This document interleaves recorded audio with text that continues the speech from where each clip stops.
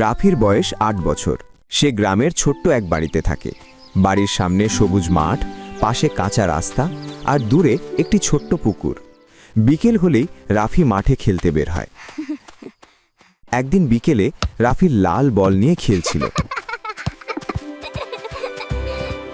হঠাৎ সে ঝোপের ভেতর থেকে ছোট্ট চুপ চুপ শব্দ শুনতে পেল। রাফি ধীরে ধীরে এগিয়ে গেল। ঝোপের ভেতর উকি দিতেই সে দেখল একটি ছোট্ট সাদা খরগোশ কাঁপছে। খরগোশটির কান দুটো নরম তুলোর মতো আর চোখ দুটি গোল গোল। রাফি আস্তে বলল, তুমি ভয় পেয়েছো? খরগোশটি রাফির দিকে তাকিয়ে চুপ করে বসে রইল। রাফি মাটিতে বসে বলল, আমি রাফি। তোমার নাম কি?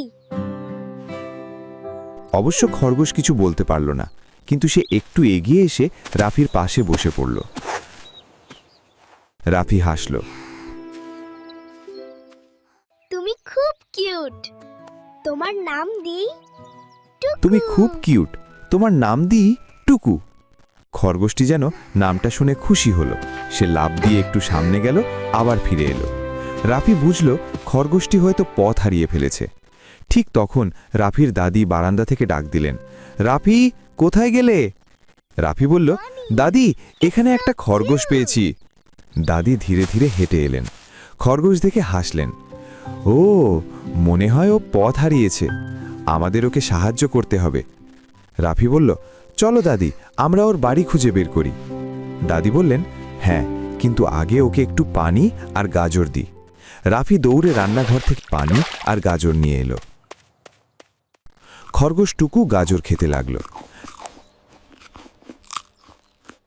রাফি খুশি হয়ে বলল, দেখো দাদি, টুকু আমাকে পছন্দ করছে।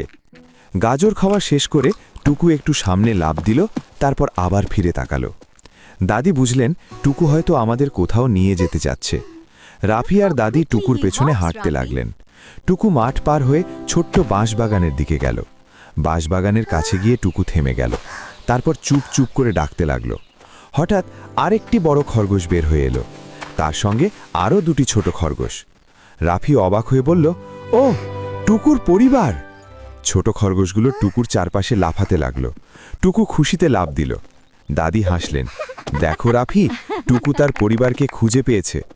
রাফি একটু চুপ হয়ে গেল। আমি টুকুকে মিস করব। ঠিক তখন টুকু আবার রাফির কাছে এসে তার পায়ের কাছে বসে পড়ল। তারপর ছোট্ট করে লাফ দিয়ে যেন বলল, ধন্যবাদ। রাফি হাসল, তুমি যখন খুশি আমার কাছে আসবে, ঠিক আছে? টুকু আবার একবার লাফ দিয়ে তার পরিবারের কাছে চলে গেল। সূর্য ধীরে ধীরে ডুবে যাচ্ছিল। আকাশ কমলা হয়ে উঠেছে।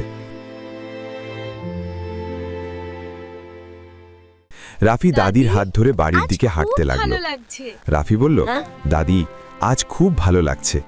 দাদি বললেন, কারণ তুমি আজ একজন বন্ধুকে সাহায্য করেছো। রাফি হাসল, হ্যাঁ, টুকু আমার ছোট্ট বন্ধু। বাড়িতে ফিরে রাফি বারান্দায় বসে আকাশের দিকে তাকালো। সেই দিন থেকে রাফি জানল, কাউকে সাহায্য করলে ছোট্ট বন্ধুত্ব অনেক বড় আনন্দ এনে দেয়।